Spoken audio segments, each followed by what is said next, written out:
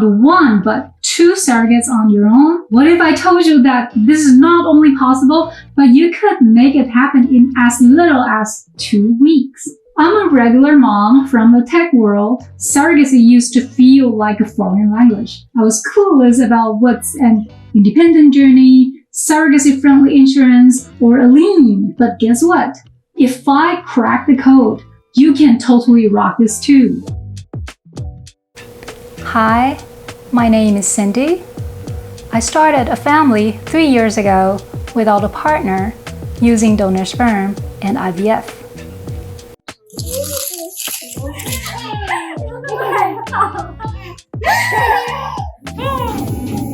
I carried my first child and turned to surrogacy for my second.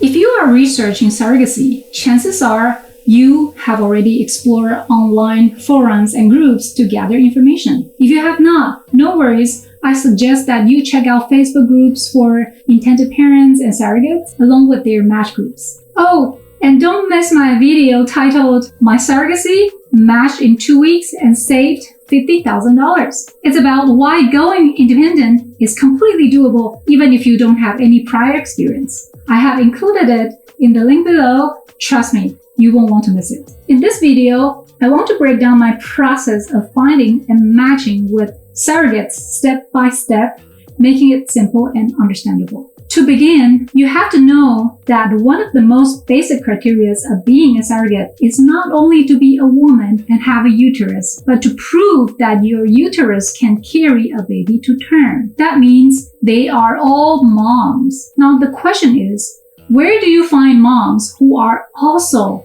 interested in becoming a surrogate? Since I was going independent and not through an agency, the ability to establish trust was the defining factor of the match. And my secret weapon was to find a surrogate locally. I will show you why this is so important throughout this video. My step number 1 was asking local mom groups for any leads for experience sharing. My goal in this step is not to find the surrogate candidates, but to be informed about any resources out there that could help me. I asked if anyone knows someone who has done this or who I can connect with to learn more. Some moms pointed me to online groups that I wasn't aware of previously, and those have indirectly contributed to my success. My step number 2 was to use keywords such as surrogate, agency, to search in these groups to find relevant posts. For example, I found someone who was donating breast milk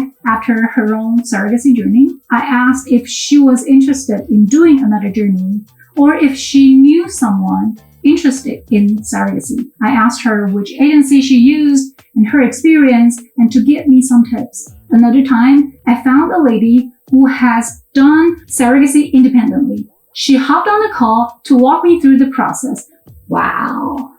In fact, she inspired me to go indie and inspired me to create the video that I mentioned earlier. Through these connections and recommendations, I narrowed down to 3 online groups with sizable members, and they are all local, meaning I can drive to or I can fly to them. Back then, I was traveling for work occasionally, so I consider my workplace a local hub as well. Step number 3 involves creating a post to explain your situation. You want to share information about yourself that helps potential surrogates understand you better. I started with my personal story, why I opted for surrogacy, what challenges I faced, and a little bit of my professional and personal background to show that I'm financially secure and capable of funding this journey. I also recommend adding 3 things in your post to help build mutual trust. First is to mention that you are open to both agency and independent. The goal is to have a bigger pool of candidates. If they're willing to consider going indie with you, great! But if your ideal match already has an agency, that should be great as well. The second important message is that you offer competitive compensation, and I will elaborate more in later steps. The ask here is not to chase high, but to be fair. The third message is that you are local. This is not a must-have, but a very nice to have if you want a better chance for going indie. Step 4 is about screening candidates. I got a lot of responses initially expressing interest, but after asking them questions, most of them stopped responding. And it's okay. The ones who bailed out really fast. So luckily, it didn't waste too much time. I've heard that there are some scammers out there. By asking questions, you can easily shake them off. I started by giving them my clinic's requirements and asked them to review and confirm that they are eligible. I asked questions like, have you reviewed the requirements carefully? And can you confirm that you are eligible? Is your spouse fully supportive? Do you have a good support system? Have you done research on the risks involved in surrogacy? Feel free to customize based on your circumstances. A good candidate will give you authentic and thoughtful responses. Step 5 is another very important step, that is, screen again for compatibility. During our FaceTime, I told the story of my life and my family makeup.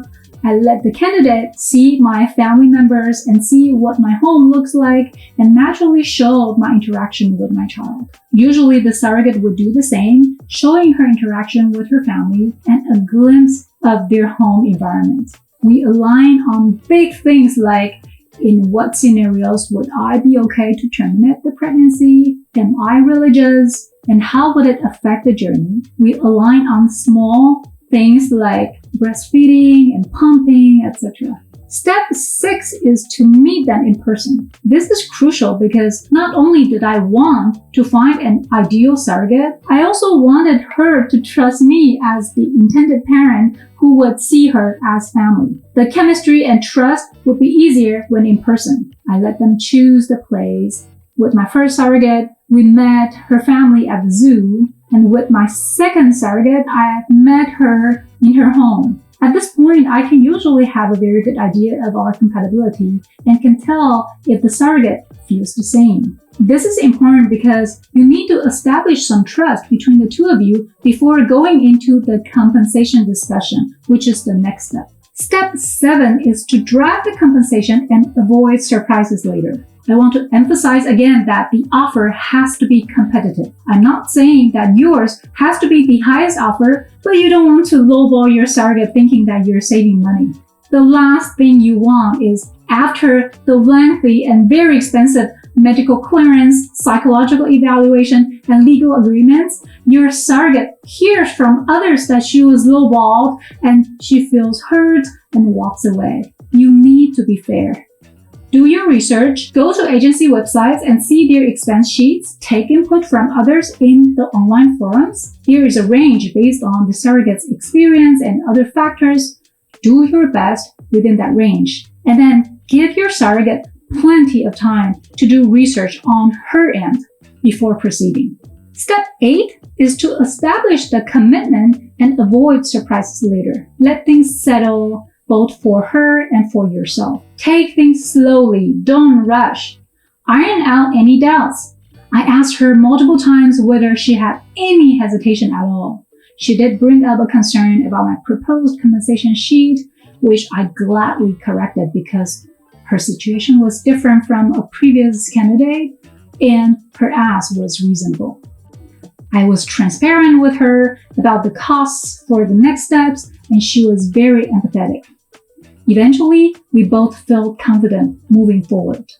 With this approach, I was matched with my first surrogate within 2 weeks, but then we had to stop due to a personal situation on her side, which we were not able to resolve for weeks. I then started all over again and matched with another surrogate also within 2 weeks. And now she is a very important part of my family. These 2 weeks and the preparations prior to this are the real hard work. But if you make it through, the rest is like on autopilot. My clinic assigned a team of coordinators who shared a checklist and did an amazing job guiding me with every step, such as the series of FDA testings, vaccinations, legal agreements, and medical procedures. I believe most clinics assign someone to guide you all of the next steps. At this point, things are on track and you just enjoy the ride. If you have any questions, feel free to add a comment below. I will take these inputs when I create future videos. In my next videos, I will break down the exact timeline of the transfer cycles and the total costs incurred throughout surrogacy. Make sure to check them out.